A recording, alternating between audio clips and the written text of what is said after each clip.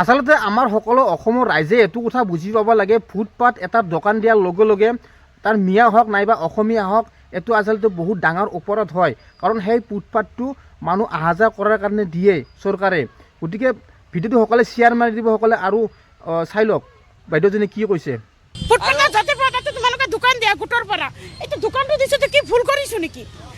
আৰু চিএমে নিজে কৈছে যতে জায়গা পা তাতে বহিবি। আমি যদি হিমন্ত যাই কওঁ স্যাৰ এনেকুৱা নিজে চেক দিছে, আমাক লাগে দেখাই দিম।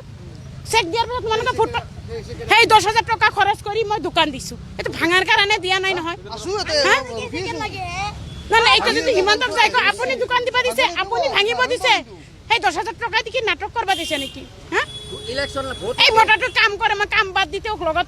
এই বাইদেউজনীও হয়তো নাজানে ফুটপাথত দোকান দিয়াৰ পিছত কিমান ডাঙৰ অপৰাধ।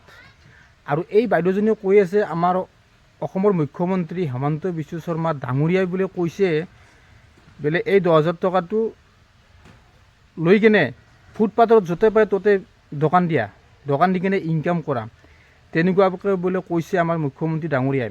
আৰু যদি সঁচাকৈ যদি তেনেকুৱাকৈ কৈছে তেতিয়াহ'লে মুখ্যমন্ত্ৰী ডাঙৰীয়াই বহুত ডাঙৰ অপৰাধ কৰিছে, মোৰ মতে বহুত ডাঙৰ অপৰাধ কৰিছে। বাকী আমাৰ অসমৰ ৰাইজে কি কয় কমেণ্ট কৰি জনাব, আৰু ভিডিঅ' সকলে শ্বেয়াৰ কৰি দিব।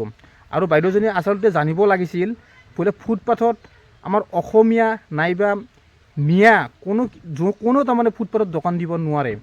আৰু এই ফুটপাথটো একচুৱেলি মানুহ অহা যোৱা কৰাৰ কাৰণে বনোৱা হয়, এই ফুটপাথটো দোকান দিয়াৰ কাৰণে নহয়। আৰু মুখ্যমন্ত্ৰী ডাঙৰীয়া জানিব লাগে এই ফুটপাথটো দোকান দিয়াৰ কাৰণে নহয়। যদি সঁচাকৈ যদি এই মাইকীজনীক যদি কৈছে তো ভিডিঅ'সকলে শ্বেয়াৰ কৰি দিব, আৰু যোনে মোৰ পেজটো ফ'ল' কৰা ফ'ল' কৰিব, আৰু ইউটিউব চেনেলটো ছাবস্ক্ৰাইব কৰি দিব।